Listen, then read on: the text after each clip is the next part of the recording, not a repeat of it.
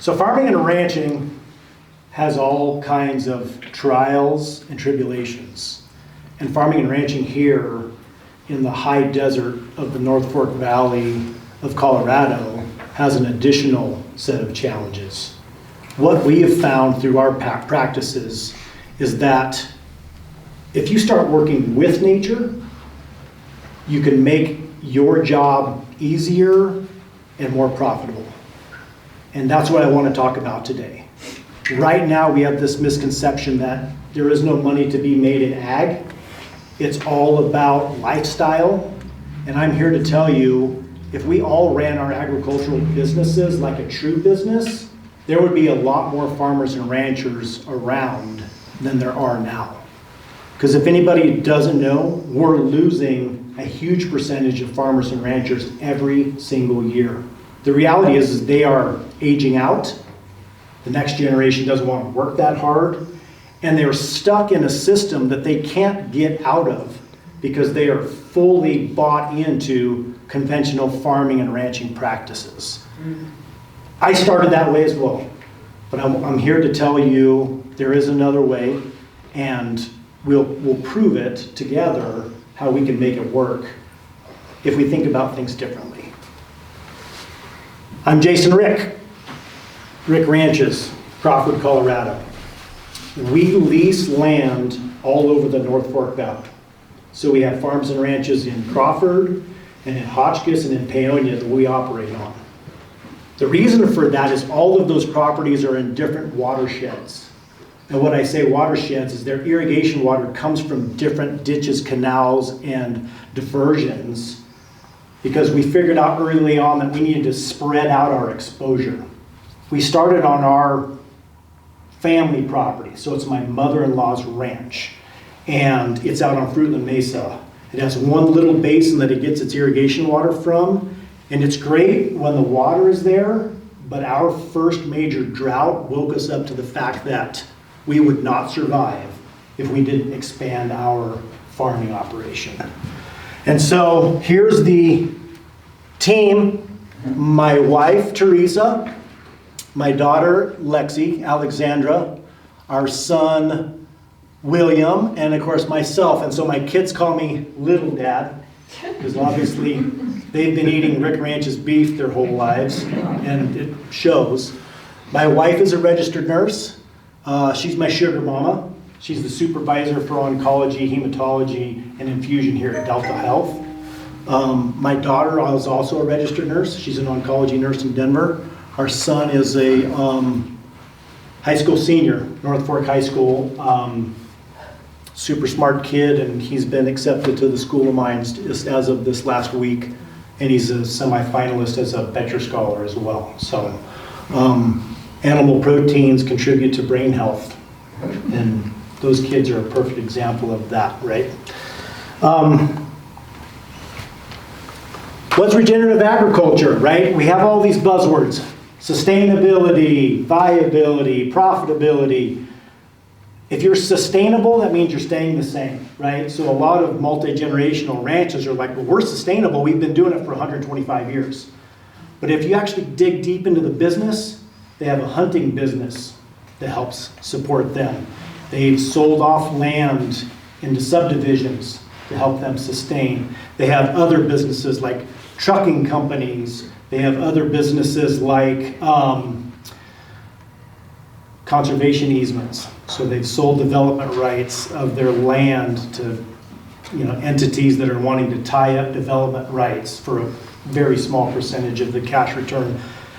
Sustainability is a dirty word to me, because if you're not getting better, you're actually going backwards. So if you're not working to get better, improve, if you're not building a business that can grow, that you can bring your next generation family back to, you're going backwards. Because your kids, especially if you have smart kids that can go get a six-figure job right out of college, they're not going to come back and work for minimum wage on the family ranch unless you can build a business that's not only profitable, it's also mentally and emotionally sustainable if you're always drained working about how am I going to pay the mortgage, how am I going to pay the water bill, how am I going to pay the diesel bill, it's not fun and your kids see that. And so we're working to raise our children as ranch owners, not as ranch labor. Because all of my friends who grew up on ranches, as soon as they could, they ran away. Because they were slave labor their entire lives, right? They didn't want to do that to their kids. And I don't want to do that. I want my kids to want to come back. I want my grandkids raised on our family ranch. So when you focus on soil health, you focus on biodiversity, a lot of our problems in conventional ag take care of themselves. Does anybody know that cattle self-select grazing to eat what they need based on their nutritional needs? It's the same thing with children. You put a plate out in front of them that has 20 different things, even if it's stuff that everyone else thinks is yucky, like liver or something like that. Children, because they are unbiased, will try and eat all of the things off of that tray of options for what their body is telling them that they need. Cattle are the same way. You just have to give them the opportunity to experience and choose all of those different things. I know different times of the year, my cows are eating all the leaves off of the oak brush, all of the leaves off of the thistles, all of the leaves off of the Russian olives. There's something that they need in those leaves, right? And if it wasn't available to them, they would just be deficient in it. And so when we focus on soil health and diversity, a lot of those problems take care of themselves. It's easy, right? 1 o'clock in the morning check, calving heifers in a snowstorm, in a blizzard. A whole bunch of young calves already pushing through the barbed wire fence trying to get out on the county road, right? Those are the daily struggles of a cattle rancher. So we have enough stuff to worry about without putting undue stress on the system by trying to fight Mother Nature. And that's what I've been working to try and convince more and more people. Let's work with it. Let's not work against it. So why did we choose regenerative? I was a difficult child. I was a questioner of every single thing. Daddy, why do we got to do it like this? Mommy, why do we do it like this? Daddy, why does that person talk like that? All on and on, but that's been everything. And because I'm a first generation cattle rancher, there was no preconceived notions about how it should be done. I'm like, I'm going to try it for myself and see if it actually works better than what the land grant university says, than what extension says, what the author of this book says. Can I try it for myself and see if I can actually make it easier for myself? And I'll tell you what, back pour, cattle ranchers use back pour for internal and external parasites on cattle. Sometimes you'll go by a cattle ranch and you'll see all of this hair on the barbed wire because the calves had lice, and so they rubbed and rubbed and rubbed because the barbed wire was the only scratchy thing they could find to try and itch the scratch the itch that they had. If you select for cattle who aren't affected and afflicted by lice, as far as like the cows who raised calves, whose calves didn't scratch all their hair off, your herd is going to get less and less and less and less affected by lice. The other thing is if they have all of their nutritional needs met, the lice aren't nearly as attracted to them. So we go back to soil health, biodiversity, all of those things. Let's focus there. A lot of those problems take care of themselves. The other problem with back pour is then it comes out in the urine and the feces, hits the ground. Not only does it kill the mycorrhizae, so all those filamentous fungi that live in the soil and communicate back and forth between the trees and the forbs and the grasses and the legumes, it doesn't only kill them. When the dung beetles come to take care of your cow pies and they eat and roll around that infected, treated manure, it kills their babies too. So it breaks the life cycle of the dung beetle. So then you have all of these gray, old cow pies all over your pastures because you've killed the critters that evolved to take care of it. So the first thing that we did is get rid of the back pour. And again, biodiversity, focusing on soil health, takes care of all the downstream problems, so then you have to buy less inputs. Everything is risk versus reward. Most people say ROI. what's the return on my investment? Whereas mine is like, if I don't do X, what's the worst thing that can happen? I told our vet, I'm gonna quit vaccinating calves. Wow. You would have thought I slapped their mom. Because they're like, you're going to get blackleg and all of your calves are going to get sick and die and it's going to be your fault because you didn't vaccinate them. Guess what?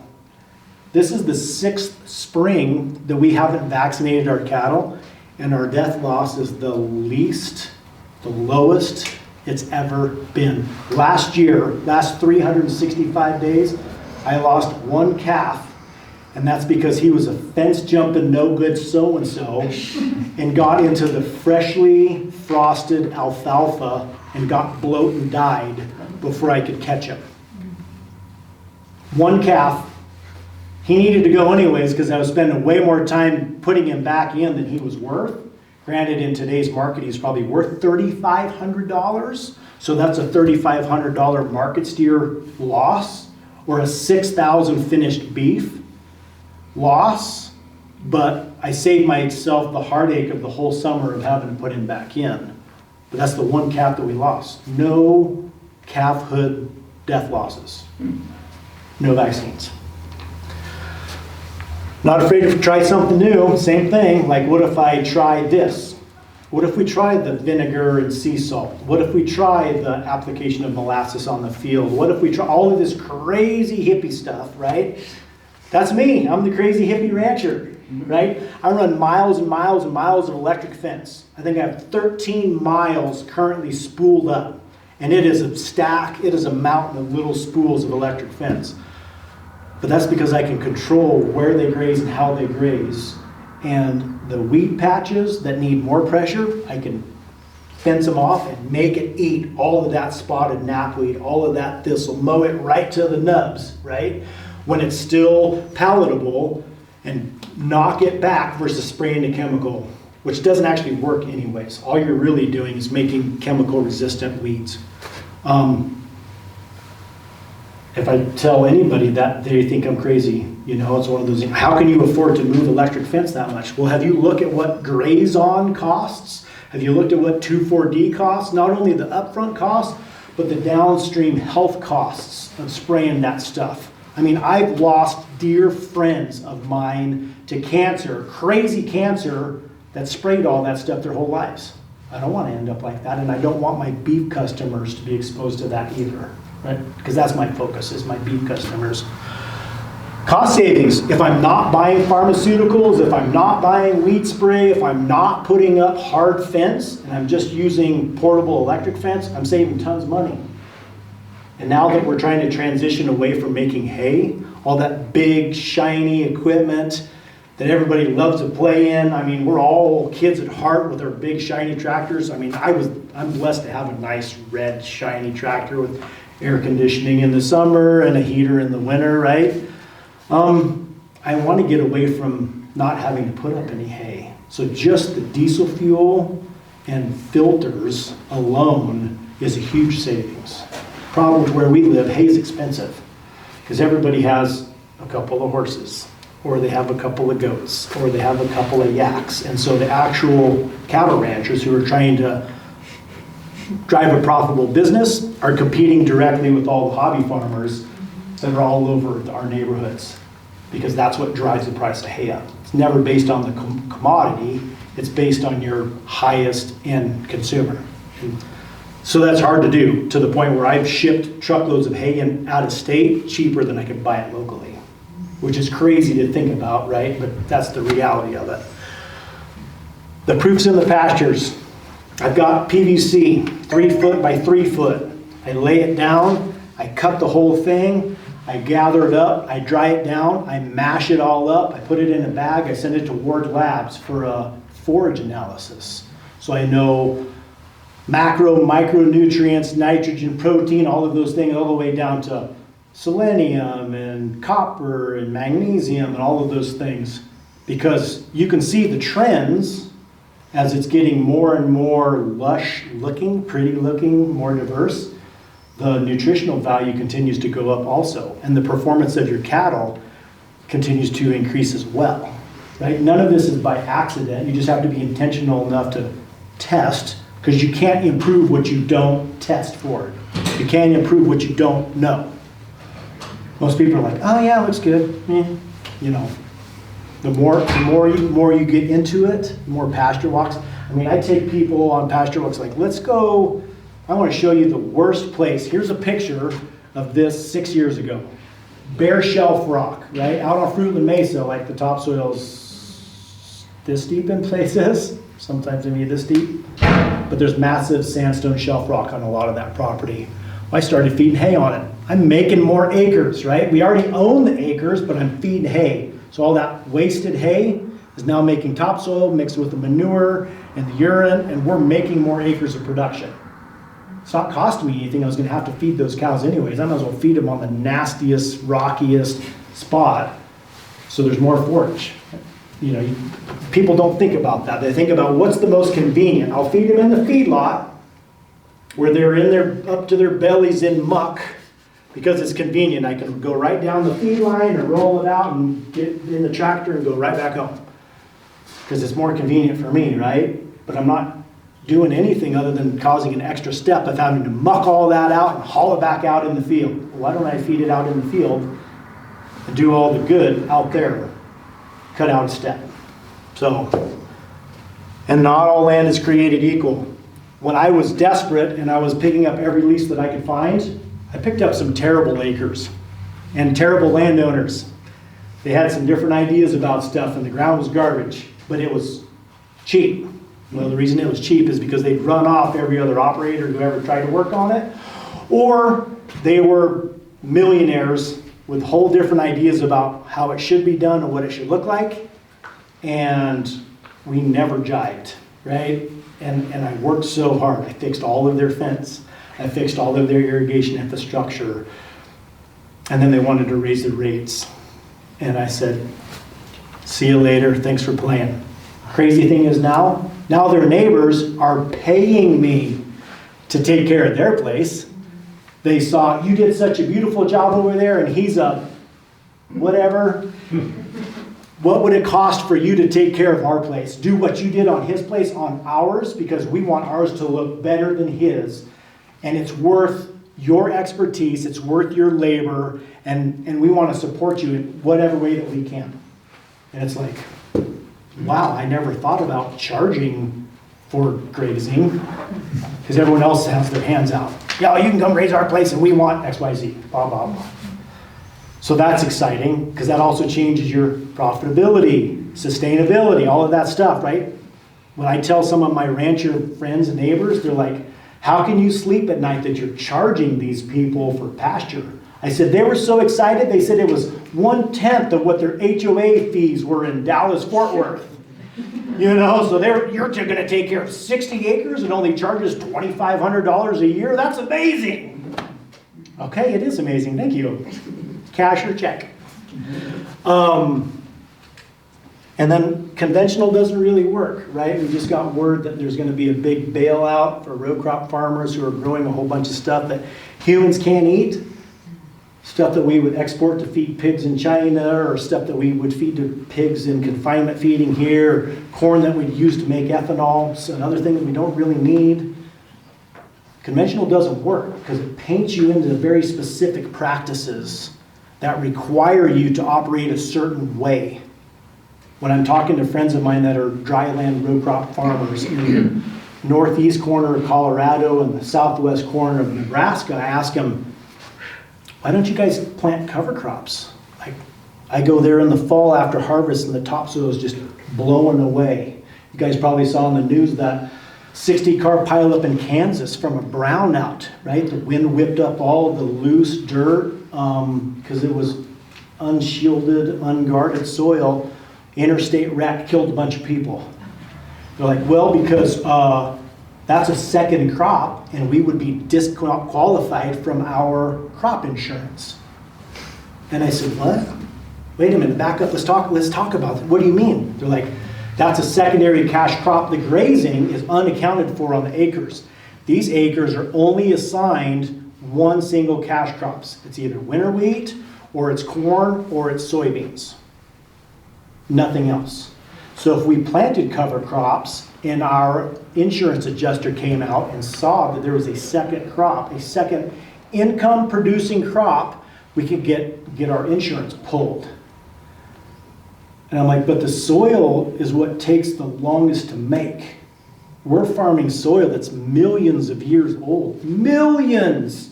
Longer than humans. Millions of years old. And we're not armoring it. We're not loving it, protecting it. We're not taking care of it. We're only worried about being kicked out of our insurance. Well, we can't afford to not be insured.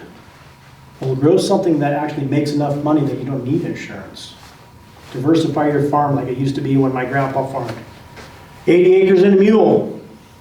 You grew 13 different things. You had every different kind of livestock, right? If your corn wasn't worth anything at the elevator, you'd go buy some steers and feed your corn through the steers and then take the steers back to the sale barn and make your money off the gain.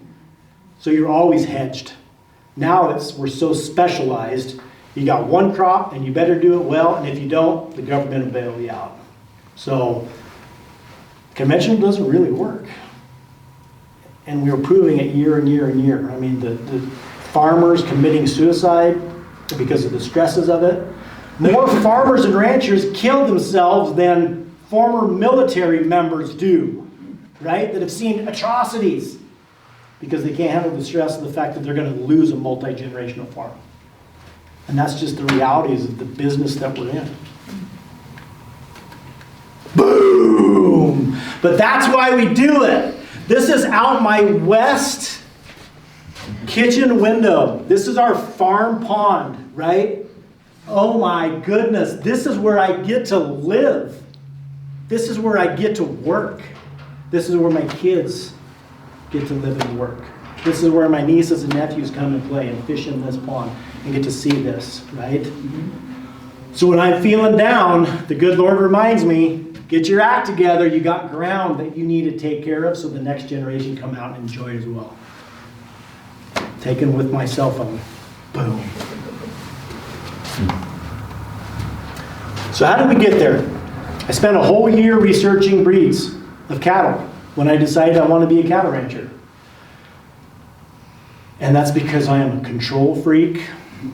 I want to do the best that I possibly can. If I'm going to spend the money to do something, I'm all in. Settle on black Angus cattle. Why? Certified Angus beef, 1978, same year I was born. Certified Angus beef was born, and they've convinced everyone across the world black Angus cattle are the best for beef, right? So all the work that they've done, great. So went and sat in our local sale barn. Black hided cattle, 12 to 20% bonus, premium, every single penny. So I was like, well, we'll start there. So I thought about that. Well, if I start with registered Angus cattle, I can raise and sell registered Angus bulls, and I can sell beef, and I can sell feeder calves, and I can sell heifers, and I can sell bred heifers. I can tap into all of those markets, right? So we started buying registered Angus cattle. And for all the reasons, marketability, adaptability. When you buy locally adapted cattle, that's the thing with genetics, is you can buy a straw of semen and from Missouri and put it in a cow, and the calf that comes out might be born and go like, oh gosh, I am not ready. I'm used to going from sea level and a certain kind of grass to 7,000 feet and a whole different kind of grass. It may just flounder. You may decide that genetics that work there don't work here. So that's the thing that helps us sell not only our bulls that are locally adapted, our beef, because all of our calves have grown up on this place and most of their dams have grown up on this place. So they're adapted to do well, grow very well, marble, just like feedlot beef, but just on grass, hay, pasture, all the pastures that we're improving. I mean, I think there might be one picture of steaks on here, but it's, every time I get another beef from the butcher, I'm just like, oh my gosh, we're going in the right direction. Sometimes you can pick them up and you're like, nobody wants a ribeye that's this big, so why would you have Highlander cattle? Sorry. The other thing too that we always ask, because I do a lot of ranch consulting, okay? And so I was having a little sidebar earlier this evening about like, well, what's your context? What do you want? Like, what's your goals? A lot of people don't know what they want, and then when I tell them what I think they should want, they don't want that either. But a lot of it is context. What is your land base? Like, what does it look like? What is the size, scope? What's the infrastructure, both water infrastructure and fences, corrals, all of those things. When I'm looking at a new lease, those are all things that I look at. If I'm gonna have to haul panels to build a pen to load out of, it's worth a lot less than the retired cattle rancher that has all the facilities already there. That's literally turnkey. I step in and we're ready to go. The other thing is water. Irrigation water is a whole nother deal. You know, in Colorado they say whiskey's for drinking, water's for fighting. Colorado water law book is this thick for a reason. And if you don't know that, you're going to get in trouble really, really fast when you start cutting a hole in the ditch of the neighbor's ditch to get water on the field that just never had water on it. So I have all those conversations, especially with my new neighbors, because a lot of them move from a place where you're pumping out of an aquifer, so you're just paying pumping fees. You just flip the switch, start the pump, boom, you're ready to go. Whole nother deal here in the upper Colorado River Basin. And then what's the time horizon? Capital, cash flow, turnaround. When I'm coaching a new farmer or rancher, I'm like, start with broiler chickens. 6 weeks from the time they show up to the time they're ready to market. Like if your goal is to cash flow your ag business, let's start with something that we can turn over so fast and you can see if it's worth your time. Because if you start in cattle, you're going to be mad at me. Because you're in them. Well, I mean, if we talk conception to plate, we're 30 months, 32 months, 34 months, right? That's a long time horizon that your capital is going to be tied up before you have something to market. And so let's think about what your goals are. I hate chickens. I hate fowl. Fowl is foul. I don't even eat that much of it, right? That's spoiled because I can go to the freezer and get any cut of beef or pork that I want because we raise our own pigs too. So, cash flow, capital. Oh, I mean, right now, that's a dirty word. Interest rates, oh my gosh. In a later slide, we'll get to some insanity that my wife and I are doing as far as capital and expansion. Cash flow, do you need cash flow? Or you'd be better off to do a market garden, you know what I mean, and raise some spinach that you can market, or would you be better to start a livestock enterprise? Those are all things to think about. And then we talked about turnaround. Labor, is it going to be like my operation? You know, there was 4 people in that picture that's our family operation, but it's actually me and my 7 multiple personalities doing most of the work. Because my wife works off farm. My daughter doesn't live there. My son is doing all the sports in high school. So what's the labor needs for whatever your enterprise is? And that's the thing that my wife and I are really thinking about now that my son's going to be moving out, is everything we do, we have to be able to do it, she and I. So we're designing the loadout facilities and we're designing all of the infrastructure so I can pretty much do it by myself. Because really now I do all of it by myself, except for like branding day, and then we have a group of kids that come out and help us because they live in town and they don't get to experience anything fun like that. So we'll get a great group together and we'll, for that big day. Seasonality. A lot of beef producers buy calves, finish them on grass, butcher them all, then go to someplace warm for the winter. So that's a seasonality of potentially a regenerative business. We are a conception to plate. That's because I want to know every day in the life of those animals. It's not nearly as profitable because you have all the cow carrying costs of the cows and the bulls and all of those calves. And that also means that we're tied to the place, which is good and bad. For me, I just soon not go anywhere. My wife likes to travel, so that's why we're transitioning to fall calving, so it'll all be done, and then maybe we can go somewhere for Christmas, New Year's. But that buying calves, feeding them through the summer, marketing them as beef, great seasonal business that still can be aligned with a regenerative ag practice. And then what are your long-term goals? Me are to die of a heart attack putting that nasty cow back in at 90 years of age, right? That's not my wife's long-term goals. Or maybe it is. I don't know. I love what I do.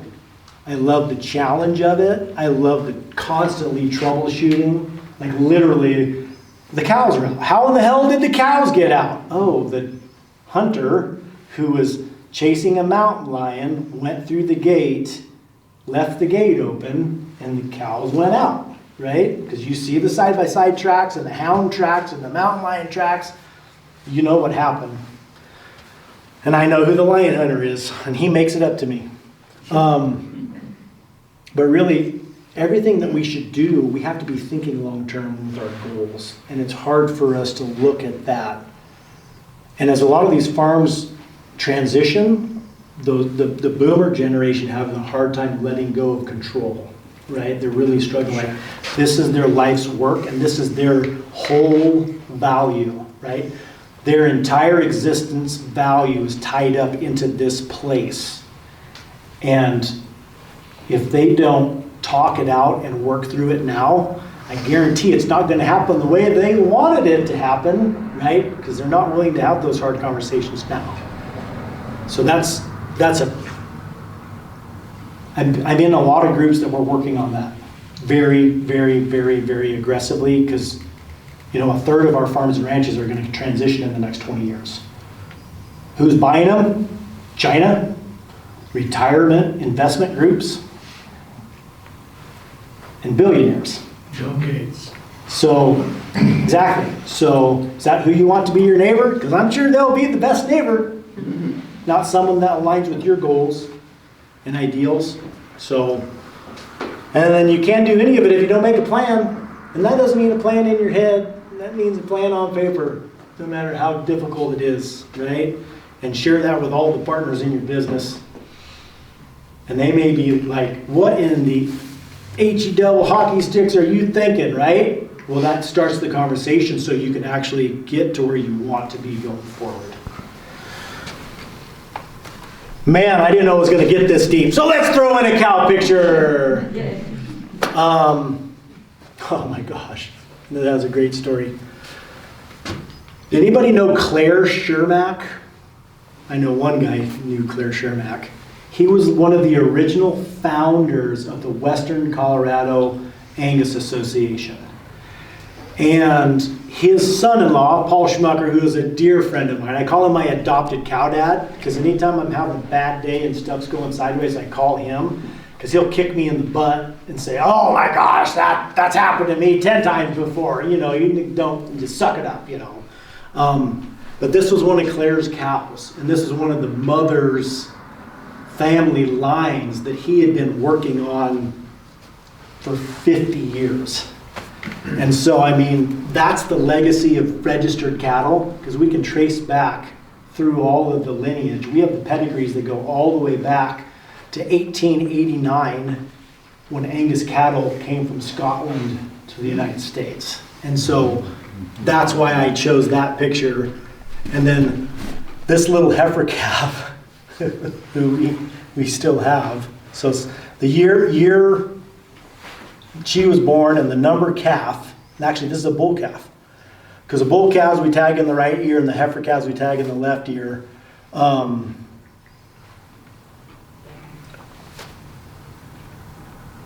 That was our top selling bull that year, because we were marketing at the Western Colorado Angus Association. I was thinking 1704, who just calved yesterday. So half sister to this bull just the year before. But that's one of the cool things about that, right? It's like I can look at the silhouette of a cow in the field and I can say, that's 1507. That's my son's first 4-H heifer that he showed for the whole 5 years he was in 4-H, and she got a blue ribbon or a purple ribbon. every single year, and then when he showed them as a pair with her calf at side, they got blue ribbons, and then her bull calf he showed, and it got a blue ribbon. You know, just that's the, you know, the relationship you have with your critters. My wife is like, because I'm like, oh, I don't get attached, and my wife is like, you're so full of crap, which is accurate. My son, Will, with the first steer that he sold. 9 years old, right? That's the age you got to be to show in 4-H. And he bawled his eyes out when that steer had to go on the truck to go to the butcher after the sale. And this is my nephew Finley, and this is the bull calf that we named Finley that we sold at the bull sale that just wound up at the sale barn here 7 years later. Yeah. So it was a productive, good bull for 7 years. So anyways, that's a lot of guys are trading them in every couple, 3-4 years. A lot of times about 4 or 5 years old, they get cantankerous and they just kind of do their own thing. Where he was with a little old man who only had 10 cows, so the bull couldn't get away and just kept breeding those cows until he just, I think he got a sore shoulder. But anyways, yeah, that's great memories. Okay, we started conventionally. This was our first year branding. There's my wife, the registered nurse, drawing up vaccines, right? Because that's what you're supposed to do. That's what the vet told me. If I didn't, they'd all die. And my son, and here's my daughter standing here, and this is one of the neighbor kids over helping us. So from this very conventional start to management is better than drugs. Here's that one of those electric fences, freshly grazed. You see how we left lots of litter, cow pies, manure, all that stuff. Ungrazed, this is the pasture that we moved to, and my 3 cow dogs, Chaos, very fitting, almost worthless. Order, the 3-legged cow dog. You can follow him on Instagram. He has his own Instagram page. And Law. So I figured after my son named Chaos that we needed to change the names for something that I could deal with. So then there was Order, then there was Law. They are both 3-legged. This one got ran over, lost his leg as a pup. This one got hung up in the brush when we were gathering in the mountains and ripped his ACL, MCL, I guess on his back leg. So Doc Houseward is our vet, and he's like, you're the only cattle rancher that I know that has 2 3-legged border collies. So a couple years later, I was like, I need to be part of the team, and so we're the amputee group. So this is on a ranch that we instituted this intensive rotational grazing. This knoll out here, when we took it over, was solid thistle. There was 3 acres, kind of a dry knoll, solid thistle. So what did I do? I put my salt block and my mineral feeder out there. So the cows would congregate there and poop and pee and work that ground in. And now it's solid hay, it's solid pasture, it's solid plants, desirable plants. So there was stuff in the latent seed bank there. But the cool thing about the rumen is seed survives the rumen. So if a cow's eating mature seed, that wherever they deposit that cow pie, deposit the seed in a sweet little fertilized spot. And so if you can set that up, you can replant parts of your pastures just by where you focus traffic.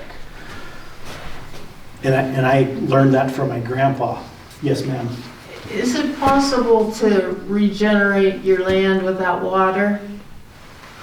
So we have a lot of dry land grasses, natives. So we have gamma grass, side oat, Indian switchgrass, needle grass, little blue stem, big blue stem. All of those varieties are warm season grasses that don't need much water.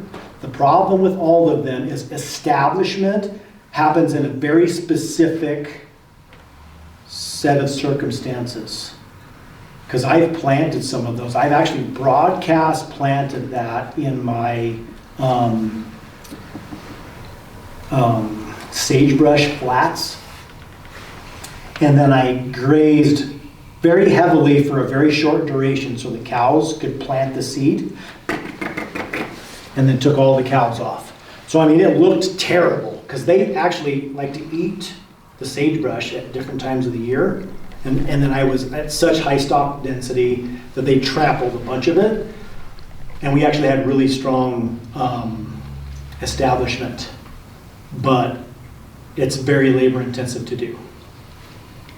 Cheatgrass is great this time of year because it's greening up because of the moisture that we got, super high in protein, but you got to get it all mowed and knocked down before it goes to seed and then hit it again because it's another invasive species. So it can be done. You just got to have the guy that's got the time and the resources to do it. So yes, it can be done.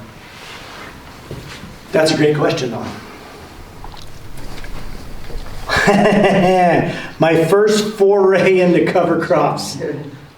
So this was a field that had GMO corn grown on it for 13 years and harvested for silage.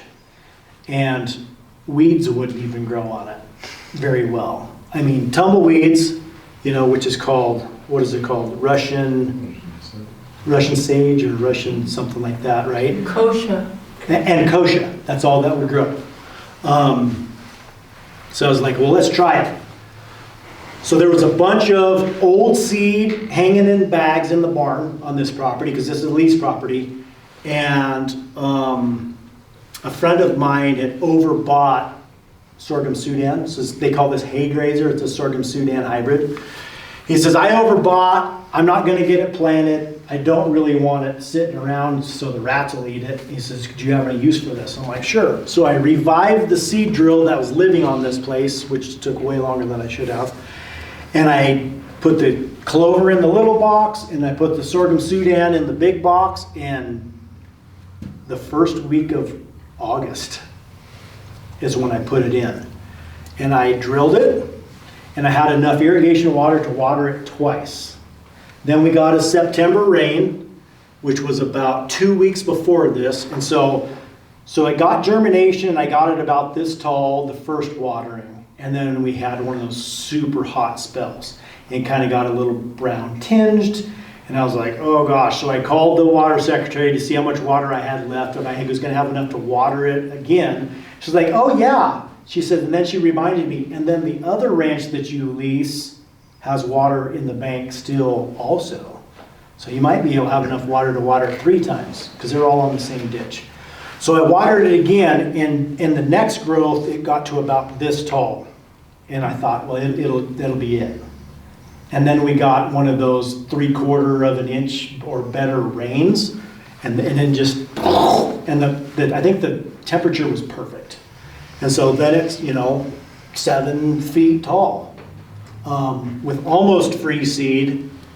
And I think I estimated with my little deal that was almost 6 tons to the acre of forage grown on that wheat patch. And so I strip grazed it with my cows. Just the hardest part was getting the electric fence stomped down through it, so otherwise the cows will just walking through it and they'll just blow right through it. A lot of guys will drive through it with their 4-wheeler, but I didn't have a 4-wheeler on that property to be able to build their electric fence. But that pretty much told me, like, the future is cover crops. I can't wait to try it on the next property.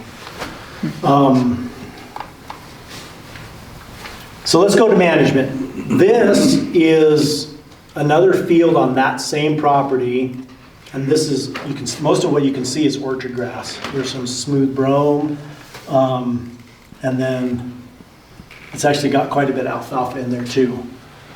Management, say management's better than drugs. Well, that's management across the board. That's management of your animals, that's management of the soil, that's management of plants, water, pests, management of landowners.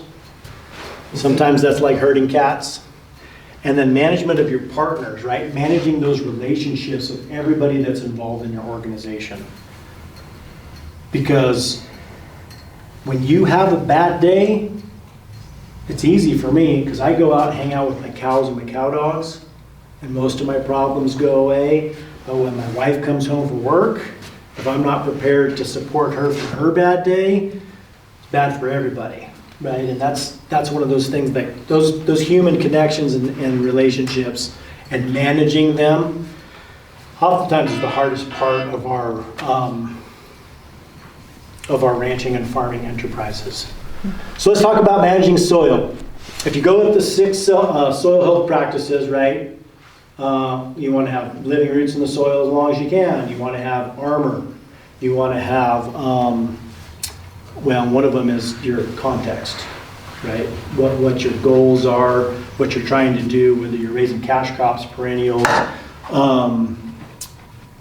What else are the other 6? Biodiversity. Biodiversity is a big one. Animal input.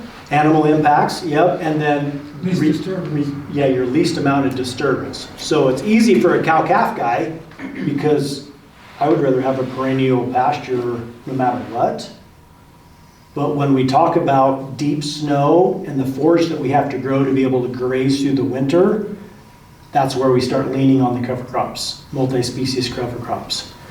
Because we're at 7,000 feet on Fruitland Mesa, which is where our home place is. And I planted 16 acres of cover crops on a neighboring farm, and it was amazing. It still looks amazing. It's this 16-acre green rectangle that's about this tall, and it looks like someone ran sheep on it because the deer and elk found it and stayed on it all summer long, which was great for the guide and outfitter that leased the ranch to hunt deer and elk because it was just like a big food plot. But I planted it for me so I could graze it in the winter, which is useless to me for grazing. So this year I'm going to do 16 acres on me, on our home place, and I'm going to exercise the dogs.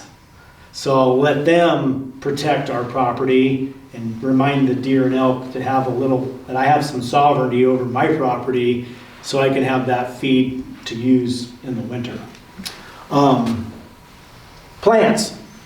I'll tell you what, seed dealers will sell you all kinds of interesting things. One of the ranches that I just picked up, the rancher had convinced the landowner to let him plow it all up. So it's 30 acres and plant teff grass.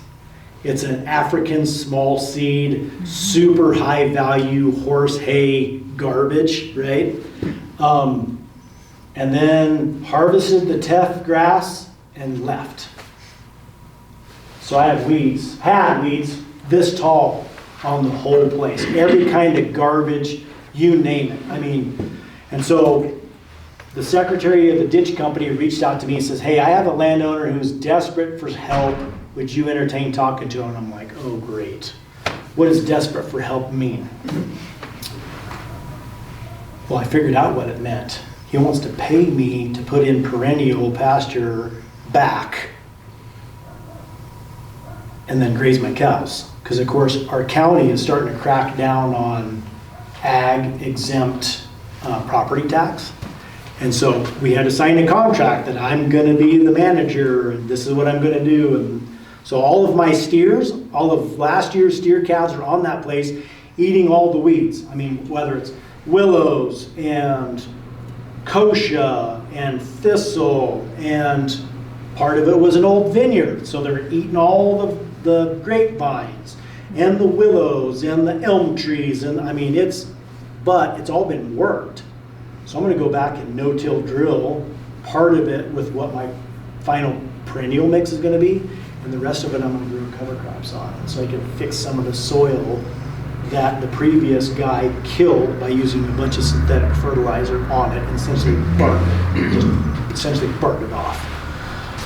So, I mean, animals. I mean, cows trained to electric fence, that's the hot ticket, right?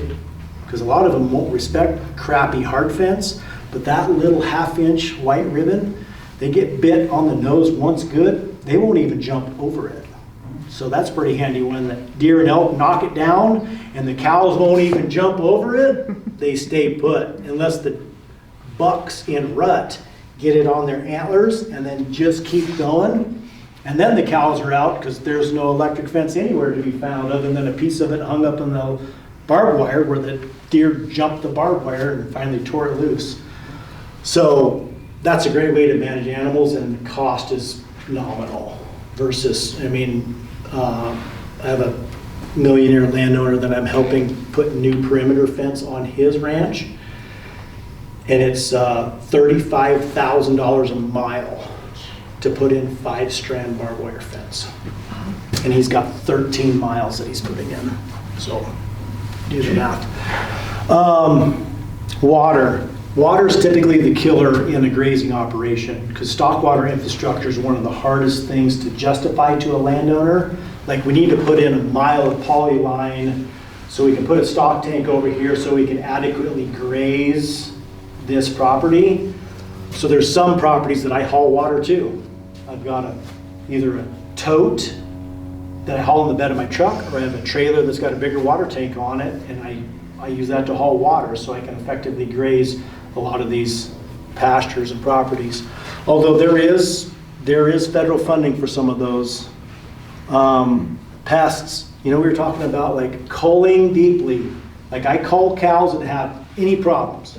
I cull cows whose calves had any problems because there could be a genetic potential there. Why they're having a problem. They're all gone. And then pest just goes away. And if you have diverse enough pastures, they self-medicate. They're eating whatever it is that's going to fight whatever the bug is that they're fighting. Which I tell people that, and they call me crazy, but come look at my cows. And we talk about landowners and we're talking about partners. So how do we make the numbers work? So there's that ribeyes. Most of our beef goes direct to consumer. We were around 85 mother cows for the longest time. And because markets are so high and I had a couple of cows that I didn't particularly like, they've went away, so we're around 80 mother cows. So we're typically saving 20% replacement heifers. We expose them once, 45 days. Everything that settles stays in the herd, everything that doesn't goes in the beef. And then we butcher about 25 or 30 steers, and then we probably market between 5 and 10 bulls a year as well. Part of the reason we make it work is I have a lot of junk. So this is my swather. It's almost brand new. It's 6 years younger than me, so it's an 84 model. I'm a 78 model. Call it trusty rusty. Luckily, Agco still makes parts for it. Another reason is we graze in nasty places. We make the cows work for it. So here's a ditch bank, kochia, sagebrush, and cow that's nice and slick and doesn't have a whole lot of fly pressure. That's all of those flies on the back. So the thing I pay real close attention to in the summers are the cows that have the least amount of flies are the ones that I note that I want to keep replacement heifers out of. Because some of them are they're just nasty with flies. So there's something about them makes them more susceptible to fly pressure. And since we haven't been I quit using back pores 8 years ago when a friend of mine got poisoned from back pour, right? They have like this pump, you know, that and it hose blew off of it, sprayed all over his face, and he got really sick. And then we do all the work ourselves. Here's me in the cab of the tractor chasing a windrow with the round baler, making some 1,600-pound round bales with a used tractor and a used baler, which luckily I finally made the final payment on the baler this year. So that's how we make it work. We find markets that are going to give us enough value add that when you put pen to paper, you can actually make money. Like this year, I'm selling a little hay. Selling hay is a dirty word to me, right? Because I've bought enough hay in years past for crazy amounts of money, but there's a couple of ranches that they're retired military guys. They like to irrigate. They like to get out there and move their big gun sprinklers or move gated pipe and all of that stuff. And they're looking for one guy to come in and buy all the hay off the place because they don't particularly like people. So they don't want to have to negotiate and market hay and all of that stuff. They're like, if you'll buy all of the hay and you'll coordinate getting it put up, we'll sell it to you at X price. And I'm just like, deal. Where do I sign?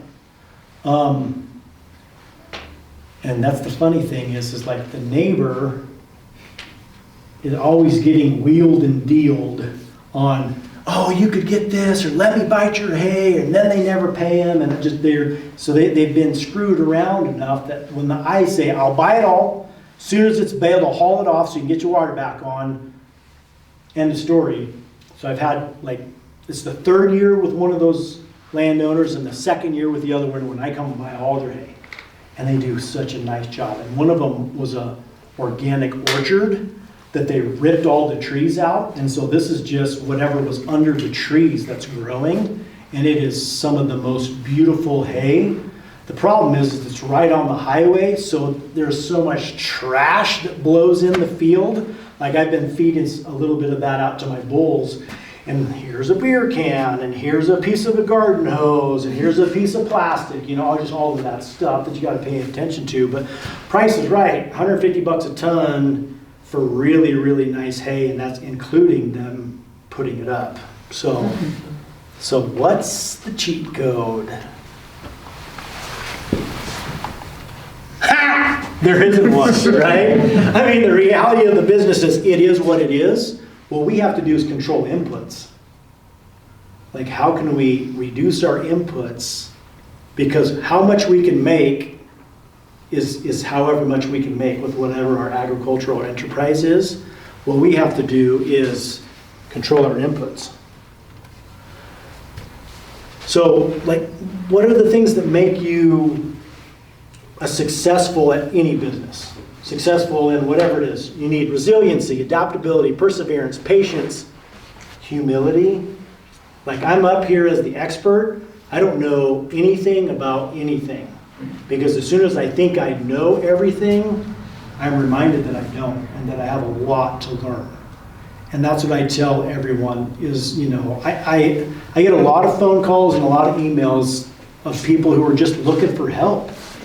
And I'm like, I can't necessarily help you on that particular thing, but I can put you in touch with someone who is the expert in that particular thing. And that's the thing that a lot of people struggle with. I mean, there's so many people that make up a BS story about whatever it is that they're doing, and that doesn't do anybody any good. You're better off to just say, I don't know, and that's okay. I was a Marine, right? You know everything. Kill them all and let God sort them out, right? That's kind of how that works.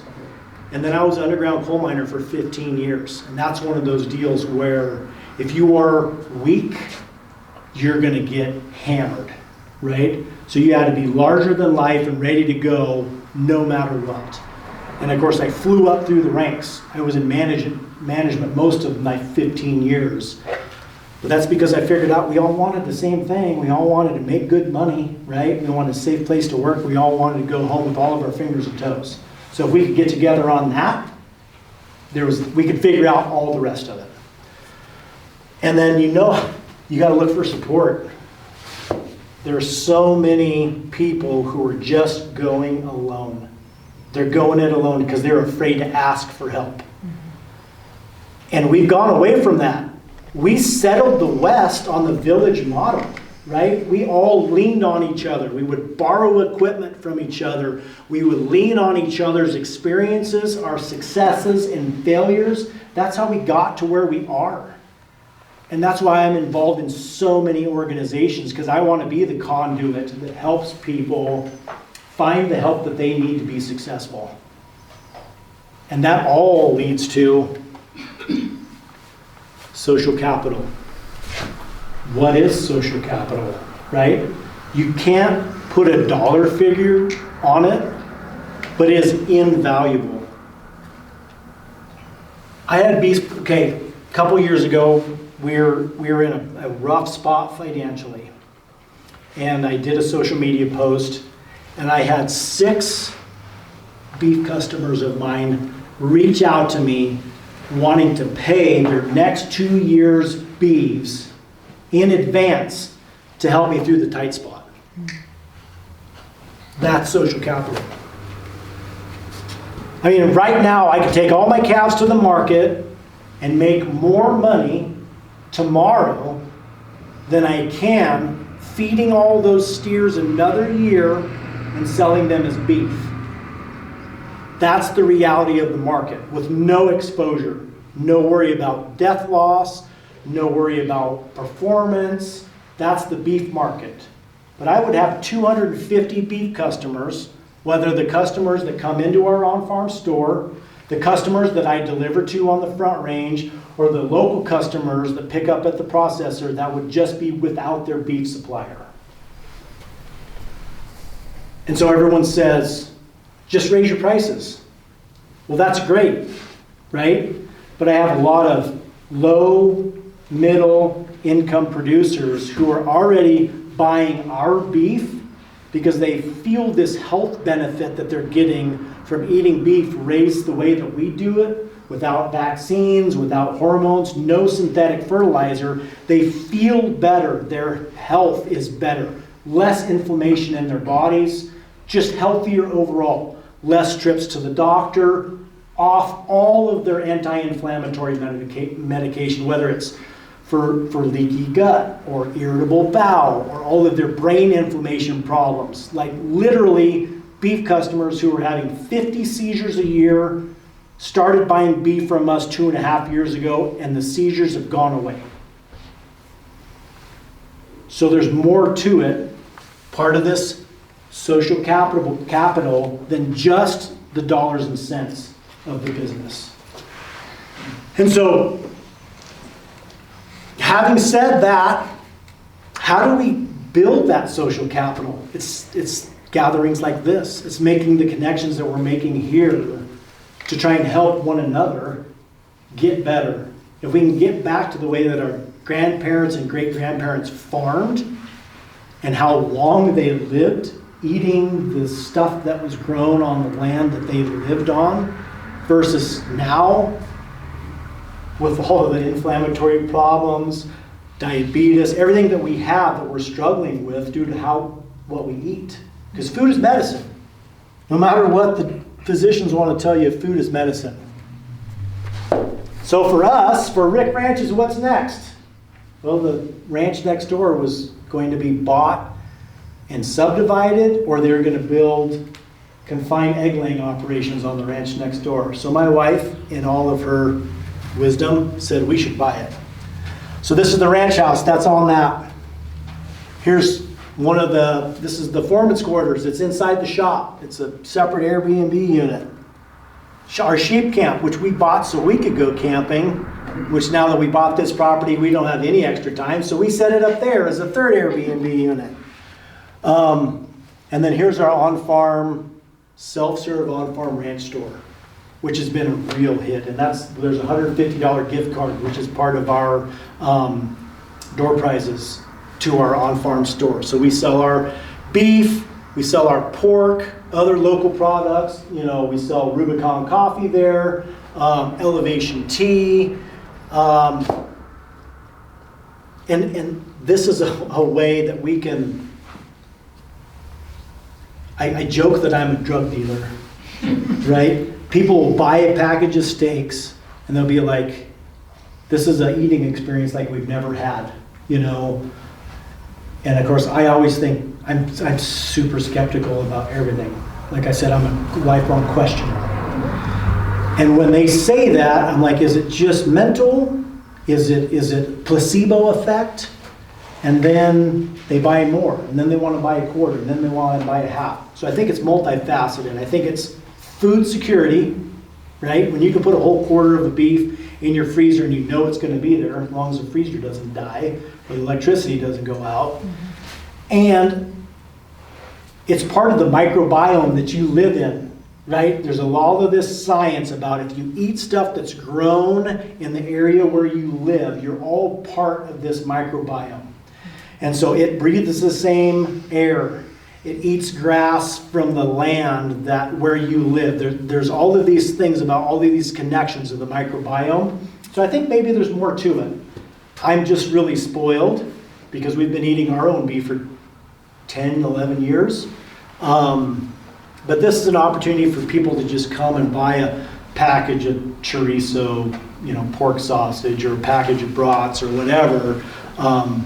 And we're close to the Black Canyon, so they'll get it and then they'll go to the Black Canyon, they'll grill, at the Black Canyon. So it's been a great opportunity for us. The other thing we're doing is events. This is off of our website. So that's another community builder, helping young people take this huge next step in their lives and being part of it, part of their wedding. Oh my gosh. And the couples are amazing. And they've come from all over the United States. They do a destination wedding in Podunk, Crawford, Colorado, right? But it's magical. And the views, the panoramas of the West Elks is breathtaking. Like this, Chloe and River, Aaron and Acacia. And the buildings were already there. This was the equipment building.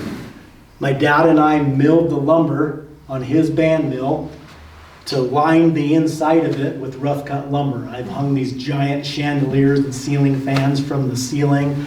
It just dresses up the equipment barn that was already there without having to, do something more. And I guess this is boards and organizations. My wife keeps telling me there isn't a board or an organization that you don't love. Colorado Angus Association President, yay.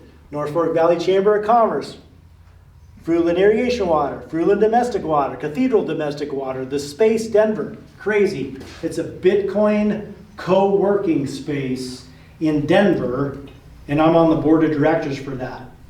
Side note story, I've been accepting Bitcoin for payment for beef since 2017 because there's a lot of Bitcoin carnivores and they eat a lot of beef. And if you're accepting Bitcoin for payment in beef in 2017 when it was $6,000 a coin and it's $92,000 a coin right now, you do the math. So I sold half a Bitcoin at 2 peaks ago at $68,000, paid cash for a skid steer. So I tell everyone, this is the skid steer Bitcoin bot. And the first thing I did was unload it off the trailer, put the bucket on it, put my wife in it. I said, you remember you wanted to haul that compost from the compost pile up to your garden? Here's how you run it. She scoops it up, takes it up. She's like, this is the best thing you've ever bought. Yes, baby, it is. I'm glad you appreciate it. Delta Rocky Mountain Farmers Union. That's another one of those organizations that it's an insurance company. So if you aren't a member of Rocky Mountain Farmers Union and you're looking at auto insurance, land, house insurance, all of those things, that's a reduced rate if you're a member of Rocky Mountain Farmers Union. Oh yeah, now I'm the president. Anyways, that's another organization that's a big ag supporting, they just closed a grant that I applied for because I want to put fertigation so I can inject fertilizer into my center pivots in one of my hay fields. I applied for a grant for that. Delta County Conservation District. I'm the vice president. That's another great organization. So this is actually the organization that was started post-Dust Bowl to help teach farmers and ranchers how to manage land for soil health. That's how it was originally. Now it's really transitioned more into how to effectively manage your water resources. And it's actually the conduit between federal funding and local installations. So that's another organization to look into. They have a great website, and now they have a Facebook page. So you should check them out. And we actually have 2 technical service providers that work for us, that work on building the design work for irrigation infrastructure installations, whether it's piping, center pivots, going from ditch irrigation to gated pipe, going from gated pipe to side roll, or side roll to center pivot. So that's another great organization to look into. COCL, so that's a Quivira, Santa Fe based ag organization. I'm on the Colorado Committee of Working Lands, which is, we're trying to help steer a lot of the money that's going into agricultural lands from people who aren't necessarily agriculturally minded. That goes back to that millionaires and billionaires that are just looking for a place to park money, that may not necessarily have all the tools necessary to adequately manage it from a holistic standpoint. Colorado Cattlemen's, Delta County Livestock Association, RCAF, that's a national organization that essentially is counter to NCBA, and so is U.S. Cattlemen's. Those are both organizations that are working to promote cattle ranchers, and they spend a lot of their time and money with lobbyists in DC. And then this is where you can find me: TikTok, Jason Rick; Facebook, Rick Ranches; Insta, Rick Ranches; Twitter, @JasonRick. That's our website, that's my email, that's my cell phone. You can get a hold of me pretty much any way that you want. Yes, sir. What was DCCD? It was... Delta County Conservation District. Okay, thank you. Yeah. So yeah, that's literally the conduit between federal funding. So like, if you're registered with FSA, that's my #1 thing. If you're a landowner, register with FSA, Farm Service Agency, #1. Then you can get on the list for all of the programs that they have, whether it's NRCS, whether it's Bureau of Reclamation, whether it is the USDA EQIP. There's so many programs, and now they just reallocated all of those funds, like $750 million or something, $775 million, for regenerative practices. All right, is there any questions on anything that we went over, or are there any slides that we want to look at more? How many people in the Fruitland and Cathedral domestic water? On the system, on the Cathedral domestic water system, there are 179 shareholders. And then on the Fruitland domestic, there are 153 shareholders. But many of those shareholders own multiple taps. So on our home place, we own 11 Fruitland taps and 2 Cathedral taps. And then on the Airbnb property, we own 4 Fruitland taps. And that's fairly common, because as the original 80-acre ranches were bought up by the neighboring properties, they would just combine all of those water taps together. And vice versa, many of those farms have been subdivided into 40s, and the water tap went with each of them. So, yes, ma'am. I just wanted to make a comment. Okay. Because you asked if the regenerative could be transferred to a half acre or an acre. And Jason's doing such a beautiful job on his place as a rancher, but these practices can be scaled up, scaled down. Also, it's not only rotational grazing, it can also be like growing vegetables, orcharding. If you follow the 5 principles or 6 principles of regenerative agriculture, and when you're farming, you're like, do I want to do this? And then you run it through. Does this, include all of these 6 principles? Then you are you're doing it. And to speak to that, so we have some dry land pasture that we graze once a year. And the reason that we do that is typically weed control. Because previous managers would have continuously grazed the whole place.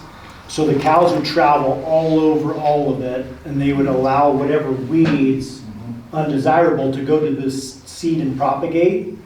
So what we've done with electric fencing is we'll graze part of that specifically to target the spotted knapweed or the cheatgrass or whatever, and then we pull off of it. And what I found is between the hoof stimulation and then grazing down of the less desirable grass, the more desirable grass is no longer competing with the weed, which I don't really use weed because cows will eat it all, pretty much.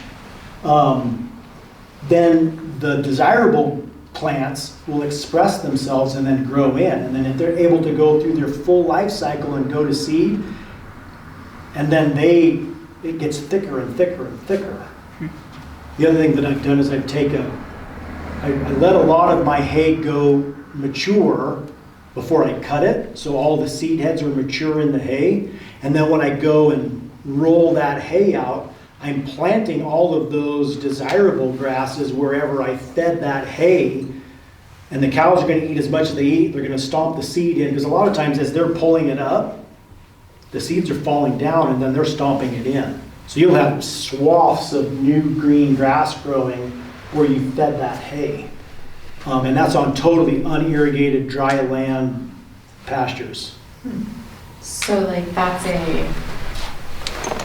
it's a natural system. You're mimicking the systems of nature, so you scale it down to a garden-sized level, and you hang out in your corner of your garden and you like weed whack it 17 times every single day for 17 days, but then you don't touch it again. And you're putting seeds in every single time, so scaling up and scaling down. Totally. Because you're mimicking the systems, the natural systems that already exist. Absolutely. And cows aren't the only thing that work for it. Like Yeah. goats themselves actually kill 90% of the seed stock, so they're great for grazing weeds. Thank you. Anything else? Can you talk about, the new fencing, the virtual fencing where they wear the collars? Have you checked that out at all? That's We have checked it out. Because I'm anti-big government and they track the placement of all of your cattle, I'm probably not going to use it, because with a lot of the things they're talking about with carbon taxes and all of those things, if they know exactly how many cows you have and where you graze them, they might be able to implement them. There's a lot of cattle ranchers that are using the different brands of virtual fencing. So you have a collar that emits an audible beep, beep, beep, beep, just like they do for dogs. And then it vibrates, and then they have a zone that if they get too close, it'll give them a shock. And so you train cattle to use this virtual fence. Like they know when they get up. And the cool thing is that the company called Halter right now, you can actually move the fence on your cell phone. So you can build virtual paddocks on your cell phone, because one of our neighbors is using as part of a pilot project in conjunction with the Bureau of Land Management. And I'm like, that is amazing. Because like I'm building 13 miles of electric fence by hand, where this essentially replaces that. So time-wise, what's your time worth? The thing for me, and what I've found, and what my grandpa always used to say, the best fertilizer is the rancher's boots in the field. Like if you're not physically there, looking at what's growing, what bare patches, what weeds, what the cows look like, if you're not out there, you don't know. Whereas if you're just on your cell phone, oh, I'm going to move them all, I'm going to open this barrier fence, I'm going to extend this barrier fence, then you're not out there So that cow that's got the pink eye, or that calf that's got the stop through its back leg, or whatever, you're not out there to take care of it because you're using technology. So I like the exercise, right? I'm not a skinny guy, but I put 20,000 steps on a day during the summer between irrigating and building electric fence and checking cows all day, all summer. And I believe in sovereignty with your information.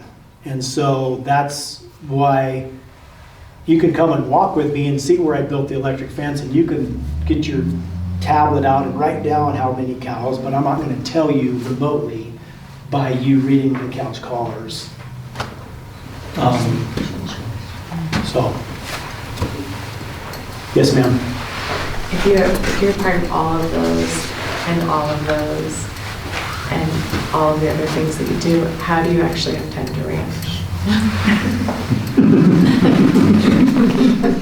Yeah, all it would take would be one water break on one of those domestic water systems and your plans for the day have changed. And the reverse of that is I'm suited up, looking nice, gonna go to my son's school board meeting because he's the president of the Student Advisory Council for the district.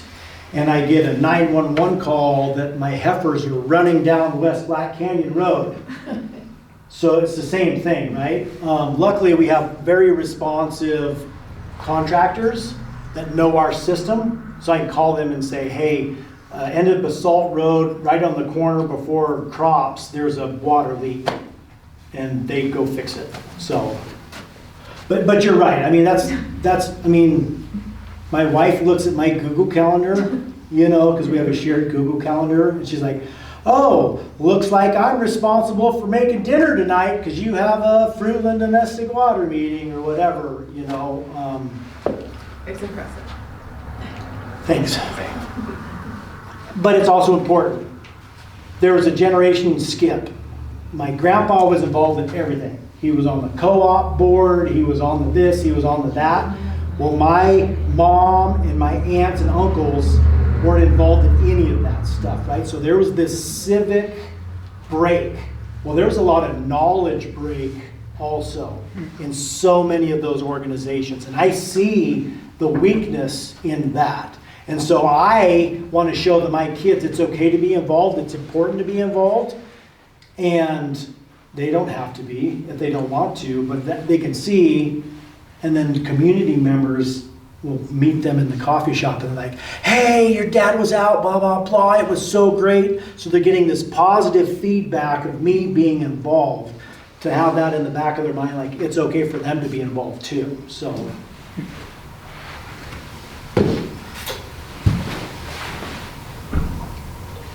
Anything else? How many acres do you have in total?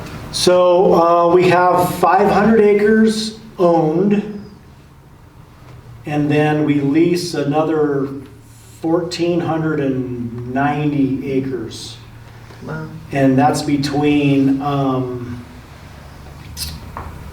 that's 16 properties, 11 owners. Do you Wow. do any like BLM leases through the summer raising? We have one 80-acre BLM, and that's surrounded on 3 sides by our own properties.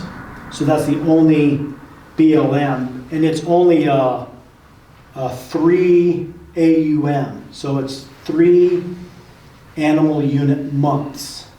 So it's 3 head for 30 days, or 30 head for 3 days, or 90 head for 1 day, is how that works. And that's another thing we can talk about briefly. Our leases typically are 50 cents a day up to $1 a day that we're paying the landowners that we pay for grazing. And that depends on infrastructure and involvement. The one ranch that I pay $1 a day, I literally haul our calves there and drop them off, And he does all of the irrigating, all of the pasture moves for the entire summer until I start picking those steers up to go to the butcher. Whereas a federal grazing allotment, the current rate is $1.35 a month.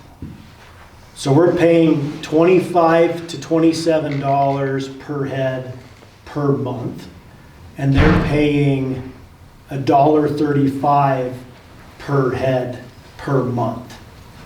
So if you look at like the profit margin of that as well, we spend about $45,000 a year just in grazing and hay leases.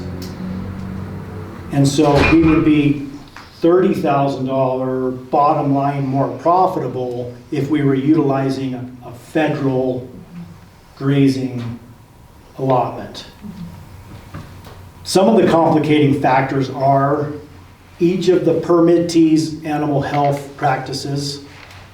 So our naive cattle would be exposed to a whole bunch of who knows what, including trichinosis, which is a sexually transmitted disease, which causes infertility, plus all of the rest of the ails that afflict cattle,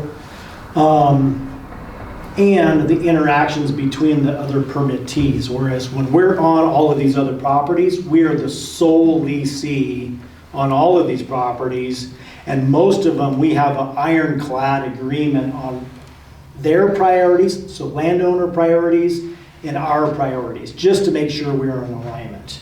The one leasee that I've never been able to get wholly on board, we parted ways just this last fall. And that's,